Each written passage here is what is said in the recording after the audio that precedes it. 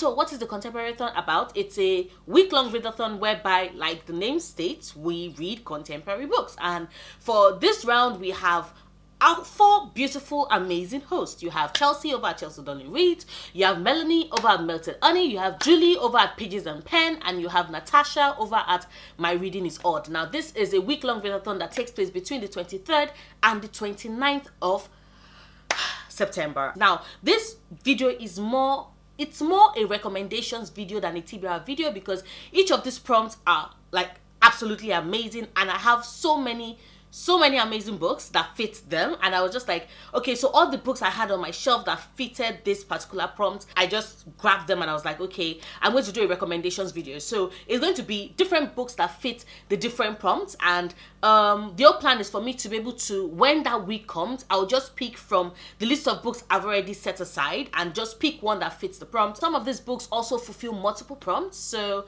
yeah, if it is that you don't want to read 7 books in 7 days, you can totally pick any of these books. They do work for at least 1 or 2, sometimes 3, 4 challenges, so you're welcome. Should have taken a break, not an Oxford comma. Take what I want when I wanna. Yeah, let's start with the very first prompt, which is for us to read a 2019 release, and I have quite a lot. Starting with Red, White and Royal Blue by Casey McQuiston. Now, this book is definitely all the rave. I'm certain there's no corner of BookTube that nobody's talking about. Like BookTube, Bookstagram, Book Twitter, people really talk about this book. I still haven't gotten the chance to read it yet. That is one more thing I forgot to mention. All the books I selected are books I have not yet read, except for one. And the only reason why that one still made this list, even though I've already read it, is because I want to reread it, because I want to finish the rest of the series, and I've not read the other books in the series. But basically, all the books that are listed here are books I want to read, so it makes it easier for me to be able to pick one of them for the Contemporaryathon. But anyway, Red, White and Royal Blue, whereby we follow the son of the President of the United States and a Prince of England who basically have to fake a friendship in order to help ease foreign relationships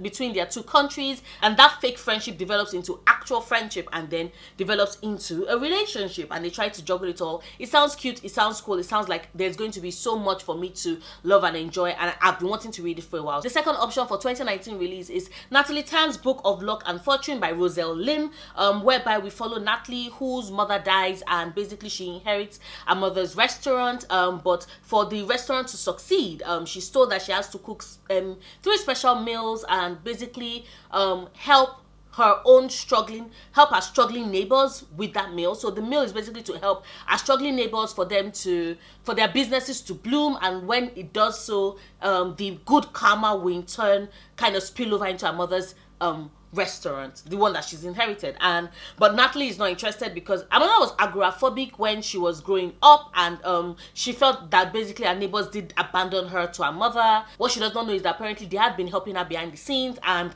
this whole book is all about, you know, food and how it basically can bring people together and at the same time can heal old wounds. And yeah, I've been wanting to read it, and it's such a pretty book. I can't wait to read it. I can also pick The Honeymooners by Christina Lauren.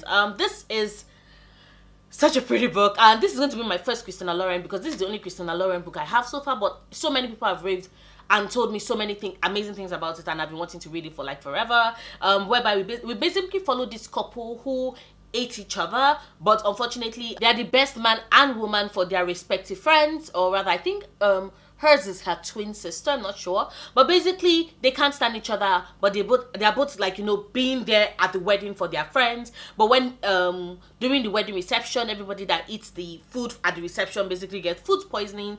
They are the only 2 people that do not eat that meal, and then both the bride and the groom basically talk to their best friends and like, you know what, we can't go on our honeymoon, so could you go on our honeymoon on our behalf, so it does not, you know, so the money is not wasted and all of that. And they both say yes, so that's kind of why they are the honeymooners. They are not together, but they are on honeymoon together, and you know that there's going to be shenanigans and relationships and feelings will blossom, and I'm here for this. So yeah, if I don't want to read those, I can always read Don't Date Rosa Santos by Nina Moreno, whereby we follow Rosa, who is believed to be cursed, especially if you have a boat and want to date her. But basically, Rosa is dealing with, being torn between two worlds, wanting to stay with her abuelita and take care of her, but also wanting to see the world, wanting to stay in a little fishing community, but also going to the big city and staying with her mother. So she's basically torn between two worlds. And enter Alex, who is the son of the owner of the marina, and basically emotions and feelings get into play. It looks cute and summery and like a beach read, and I've been wanting to read it for like forever. So this is yet another option for 2019 release if I'm in the mood for it. If I don't want to read Don't Date Teresa Santos, I can also read With a Fire on Eye by Elizabeth Azevedo, whereby we follow Emoni, who is a teenage mother who is trying to take care of her daughter and her abuelita, but at the same time she's also trying to pursue a dream / vision / goals for becoming a chef, and she's trying to deal with the financial constraints that is going to keep her from being able to meet / achieve that dream. It's going to be, there's apparently a lot of food, a lot of cooking, a lot of being able to, using food to tie back to your community. And I want to read it as a Nigerian who does understand the value of food and how, food basically is a connection to our ancestors, a connection to family, a way of bringing us together, a way of tying us back to our country, our culture. It can be quite a spiritual experience, and I just basically want to see that captured, how it is captured in the book. If I don't want to read it, I can always read I Wish You All the Best by Mason Diva, whereby we follow Ben. Yes, Ben. So Ben came out with their parents as non-binary, as their parents, though, got so angry and basically kicked them out, and Ben had to go stay with their sister and their sister's husband. What that in turn means is that they had to start off at a new school, and their plan is to basically just fall into the crowd, not cause any ripples, try to avoid people necessarily looking at them too much. But then again, they capture the attention of Nathan, who is funny and charismatic and who takes them under his wings, and it sounds awesome, but at the same time so heartbreaking and so cute, and basically emotions start to develop between the two of them. And I've been wanting to read this since I got it, and I finally get the chance to hopefully do so. So like I said, it's yet another option of books I can possibly read for the Contemporaryathon. Or I can read Love from A to Z by S.K. Ali, whereby we follow Zainab, who has apparently had to leave at school because one of her teachers is very bigoted, and when she challenges his bigoted views, he decides to go after her other Muslim friends. She's suspended from school, and she decides to use that opportunity to go to Doha to try and find a nicer, calmer, sweeter version of herself. I'm like, girl, I've been there. I feel you on that. But anyway, on that trip, she runs into Adam. She runs into Adam, whose mother just passed away and who's just recently been diagnosed with multiple sclerosis and is keeping that from his father because he does not want to put undue pressure on his family. And basically they meet and they fall in love and they have this relationship, and I'm just like, I'm ready for this. It looks so cute. It looks like it's right up my alley. This is yet another book I could pick up, for Contemporaryathon. So I like having a diversity of choices of books to read too. And then there's Girls with Sharp Sticks by Susan Young. I've had this since January or February. I'm not sure. It's been here for a while, and I've still never gotten the chance to read it. So who knows, maybe Contemporaryathon might be the prime opportunity for me to do so. But in this, basically, we follow girls at the Innovations Academy, where they are being basically trained to be perfect, free of arrogance and vice and calm and demure. But apparently all that civility hides a lot of secrets and darkness underneath, and the girls will have to learn to push back and fight back. And I wanted to read it for a while. The cover looks intriguing / stunning. I know a lot of friends. I have friends that have read it and were like, kind of iffy, but at the same time, I've also seen some people that have read it and were like, we love it. So I can't wait to read it and see if I love it or if I cannot stand it. But anyway, the cover is pretty, and it's a 2019 release, which means it's yet another book I can add to the pile. I could also read Opposite of Always by Justin A. Reynolds, whereby we follow Jack and Kate. And this is basically a time traveling try to correct fate type romance novel, whereby Jack basically meets this girl, the girl of his dreams, Kate, but she passes on, and he's basically caught in a time loop where he tries to save her life and also develop this relationship / romance with her. And it just sounds like it's going to be sweet but also very heartbreaking, very sad. I don't know if they have a happy ending. I wish they would have a happy ending, because this book, this cover is stunning. The synopsis is beautifully heartbreaking, but I don't know. But it's yet another book I can possibly add to the list. And then I have Somewhere Only We Know by Maureen Gu, whereby we follow a K-pop star and who basically just wants a normal life, and the journalist who she does not know is a journalist, who she meets one night and they fall in love, and basically it's all a case of can they cope, can their relationship survive. Like, as someone who loves K-pop and someone who knows exactly how grueling it is for trainees before their debut, I can just imagine how many strains are on this relationship, and I've been wanting to read this.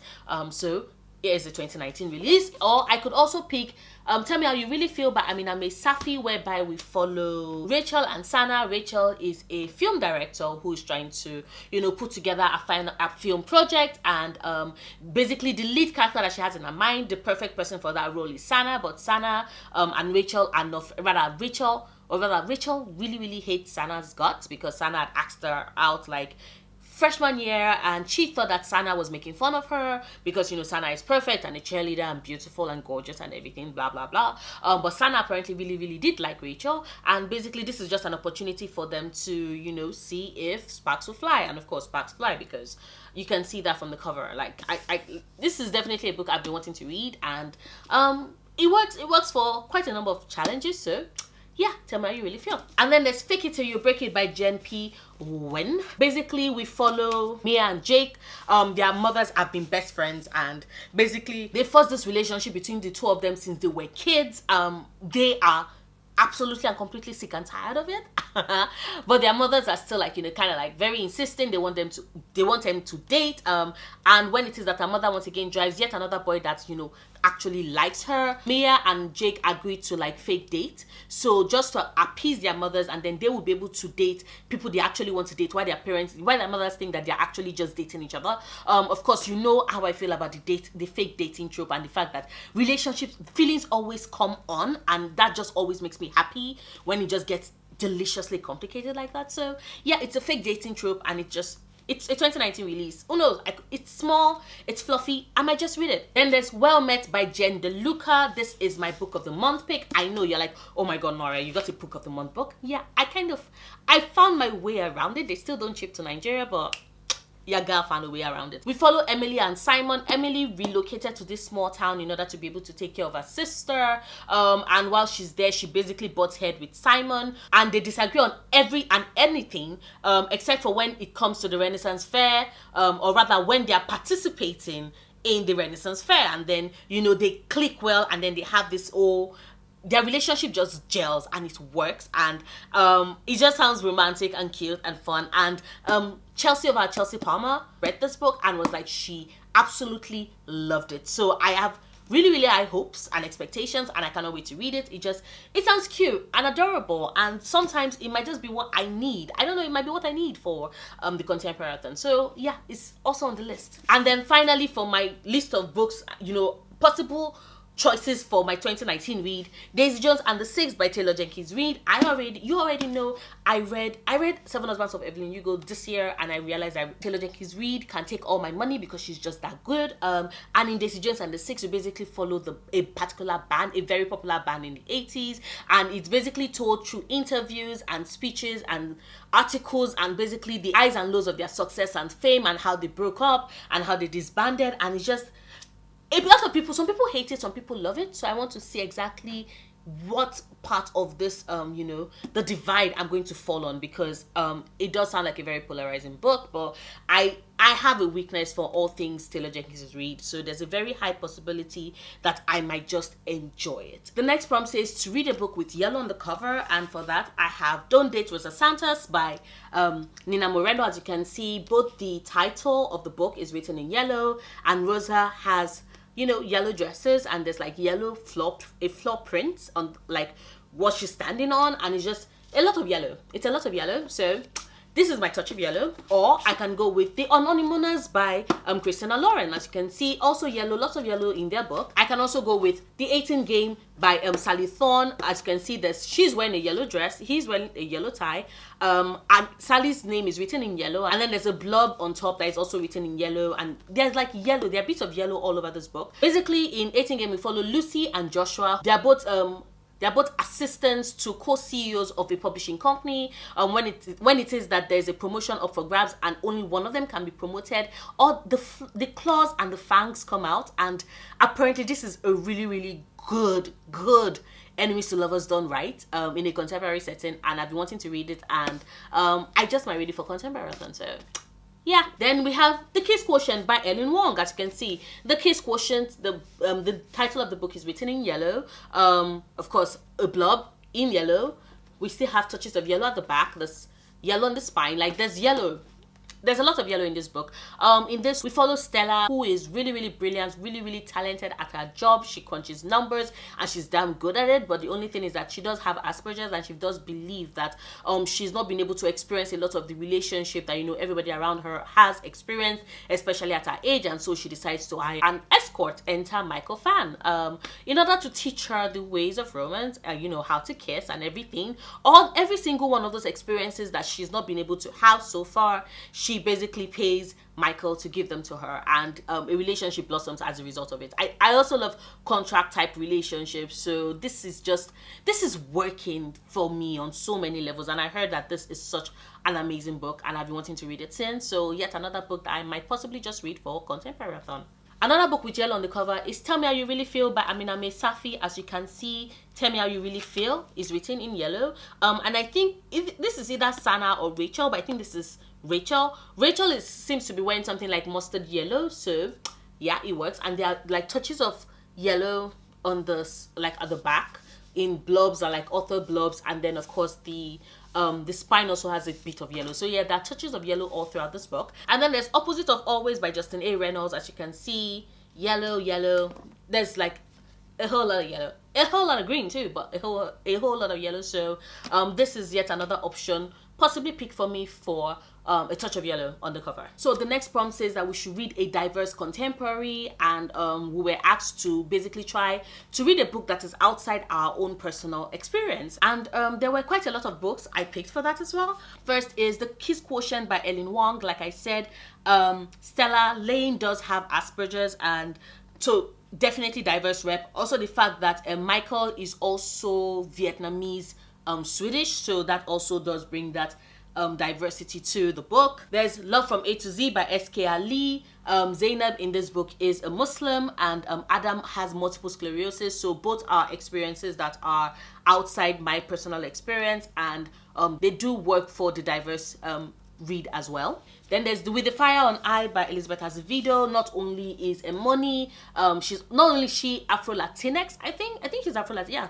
Not only is she Afro-Latinx, but also she's a teenage mother. So those two experiences are definitely also outside my personal experience, and they are diverse enough to qualify for this particular prompt. There's I Wish You All the Best by Mason Diva. Now, I do have quite a lot of queer books I could possibly have put on this for this particular prompt, but I just felt like this worked best for me because I am queer, but Ben is non-binary, and that is definitely an experience that is in no way close to what I've experienced or what even my friends have experienced. So definitely interested in reading this book. I wanted to read this book for like so long, and it works perfectly well for this prompt. At the same time, Nathan is also black, I think. Is it a black or Afro-Latinx? I'm not sure. If you've read the book, can you just drop it down in the comment below? I'm not sure, but I think it's black or Afro-Latinx. I'm not sure, but just please let me know. But anyway, yeah. I Wish You All the Best by Mason Diva. Then there's To All the Boys I Loved Before by Jenny Ann. If you just went, wait, Nori, have you not read this book? Yes, I have read this book. I loved it in my first read. But this is the only book in the series I've read, and I do want to finish the trilogy, so I am going to be rereading To All the Boys I Loved Before, and then moving on to P.S. I Still Love You before, I ended up with Always and Forever Lara Jean. But in this we follow the story of Lara Jean Covey, who every time she tries to get over a crush on a boy, she writes this detailed love letter, and she basically stores them in her house. Doesn't send them because basically they are for her, to extol all these virtues and these characteristics and these traits that she loves in these boys, and it's a way of her talking her feelings away. But circumstances have her letters leaving the coop, and they get sent to each of these boys, and that just brings drama because she has to fake date one of the boys in order to convince yet another boy that she's no longer interested in him. It sounds so complicated, but it is so sweet. Like, this book is so good, so good. I loved it. I enjoyed it when I first read it. I can't wait to reread it so I can just like continue with the rest of the series. But so this is basically another option, you know, for the diverse reads, because Lara Jean is Korean. She's half Korean. She's half Korean, and that experience does play in this book. So yeah. There's When Dimple Met Rishi by Sandhya Menon. In this we follow Dimple, who wants to just go to a camp for web developers, and is definitely not interested in getting a marriage, even though her parents have been trying to get her married off. When she thinks that she's, you know, home free, and her parents are finally listening to her and are letting her go for this particular web developing program, she does not know that they are sending her there because they have also sent Rishi Patel, who is the boy that they've been wanting to hook her up with for a potential possible marriage. They've sent him also to said camp. Rishi is all interested because he believes in love, and he believes in his parents knowing him well enough to choose a girl that they believe would be the right one for him. And it's basically this whole play of traditional and modern, and how these two contrasting, differing characters can come together and see if love would work. So yes, Rishi and Dimple are both Indians, I think. Please let me know down in the description bar, because I think they're both Indians, I'm not sure. Counts for the diverse read, and it's also a book I've been wanting to read, so I figured why not just put it in my possible potential Contemporaryathon TBR. And then finally we have American Panda by Gloria Chow. In this we follow May, who is Taiwanese. She's attending an Ivy League school at just 17 years old, and basically on a fast track to fulfilling all her parents' dreams. The only problem is that her parents' dreams are not necessarily hers. Falls asleep during biology classes, she hates germs, and she's in love with a classmate who is Darren Takahashi. The only problem is that Darren is Japanese, and part of May's parents' dreams for her is for her to end up with a good Taiwanese doctor. So yeah, things get very complicated, and she's basically been living this lie. But when she runs into her brother, who has been estranged from the family because he dated a girl that his parents did not approve of, she has to make a stand and come to this decision if truly this is the kind of life she wants for herself as well, a life of lies. And I've just also been on my TBR for a while. I just got this book a couple of months ago, so I just might read it as well, because it does fit for the diversity prompt as well. So American Panda by Gloria Cho. Did I say Chow the first time? Because apologies if I did. Gloria Cho. So the next prompt says read a contemporary with an illustrated cover, and for that I can choose The Unhoneymooners by Christina Lauren, The 18 Game by Sally Thorne, Natalie Tan's Book of Luck and Fortune by Roselle Lim. There's Red, White and Royal Blue by Casey McQuiston. There's The Kiss Quotient by Ellen Wang. The cover for I Wish You All the Best by Mason Diva is also illustrated. Then there's the cover for The Female of the Species by Mindy McGuinness. In this, follow Alex, whose sister was murdered a couple of years prior, and the person that was responsible for it got to walk away free. Alex reached down into the rage she felt and basically carried out her own special brand of justice, and she has not gotten caught ever since. And she's starting a new year. She's trying to keep her head, you know, on the wraps. She doesn't want to call any attention to herself, but she does draw the attention of PK, who is the preacher's daughter, and Jack Fisher, who does feel a bit of guilt with exactly the events that happened or transpired after our sister's body was discovered. And basically these three different characters, their worlds does collide, and there's going to be the repercussions of it. I've been wanting to read it. I've heard that it is very hard-hitting, very, very sad, very, very hard-hitting, very, very dark, but also you're going to leave it and you're going to leave the book, walk away from the book wondering what you just read. And that just, the thought of that makes me very happy, and I've been wanting to read it for a while, and it just seems perfect. So yeah. The Female of the Species, as you can see, illustrated cover. Then there's Opposite of Always, also illustrated, and Well Met by Jen DeLuca, which is also with an illustrated cover. So yeah, so the next prompt says read a dark / hard hitting contemporary, and for that I also have options, not as much as the others, but I can either read A Line in the Dark by Malinda Lo. This is a contemporary whereby we follow Jess, I think. Yes, whereby we follow Jess, who is observing her best friend Angie, who is both her best friend and also a girl she's had a crush on for quite a while.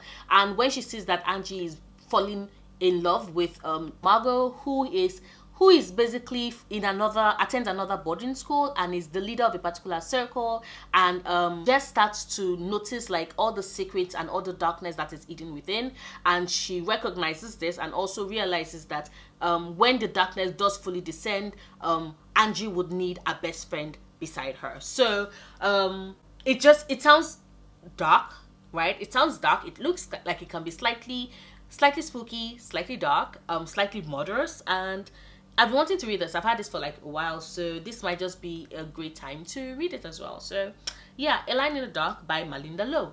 If I don't read it this month, I'll definitely be reading it next month, because it just looks spooky and dark and what I want to read this season. So there's A Line in the Dark by Malinda Lo. There's Girls with Sharp Sticks by Suzanne Young, and there's The Female of the Species by Mindy McGuinness. So yeah, next we are to read a contemporary with a plant on the cover, and for that I have quite a lot of options. The Way to Gain the Walk of Shame by Jen P. Wynn. In this we follow Taylor, who after she wakes up drunk during a party in the bed of Evan, who is the bad boy surfer in school, her reputation as the ice queen, dedicated to her studies, above reproach, is threatened. And so she convinces Evan to pretend that they are in a relationship in order to salvage her reputation. You already know how big a weakness / fondness I have for this particular trope, and I just love it. You have here 2 trashed reputations, 1 love contract, 0 regrets, and we all know that things like this always get complicated. So I'm adding it to the list. As you can see, there's like, she's walking on grass, so that totally completely, like, there's grass right there in the background, so that totally counts for a plant on the cover. And then there's 99 Days by Katie Cotugno, I think. This is going to be the very first Katie Cotugno book I might possibly ever read.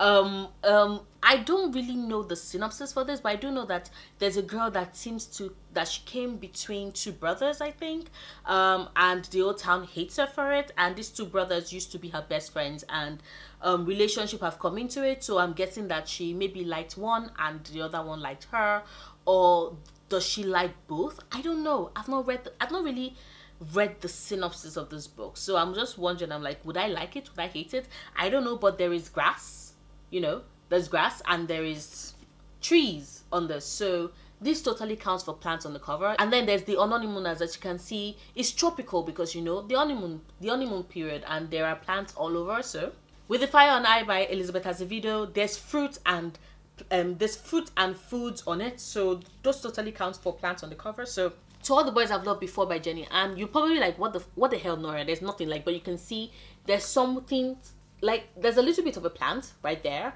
at that corner, I think. Yeah, somewhere around this corner.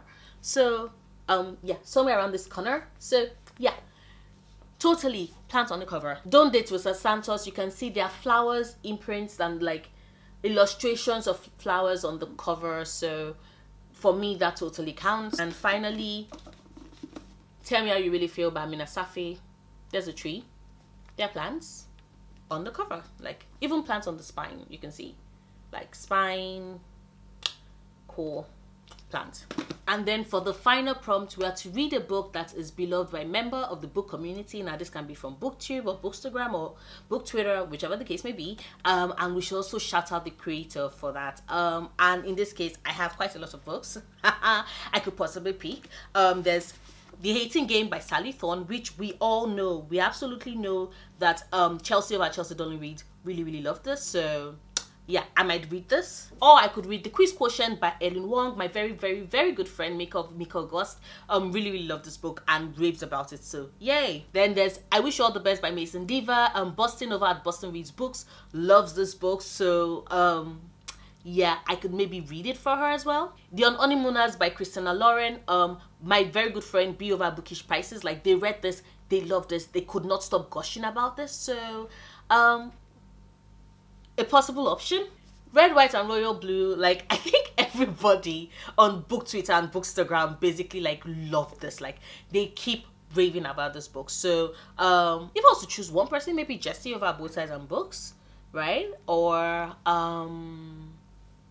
possibly Fadwa over at World Wonders because she also loves this book. So yeah, either of those two. Then there's Love from A to Z by S.K. Ali. This is loved and beloved by Sajid over at Books and My Social Life. So I might just possibly read this. Then there's Well Met by Jen DeLuca, which I mentioned earlier that Chelsea over at Chelsea Palmer really loves this book. So this totally could work. Or I could finally also go with Daisy Jones and the Six, which everybody and their mother practically really loves.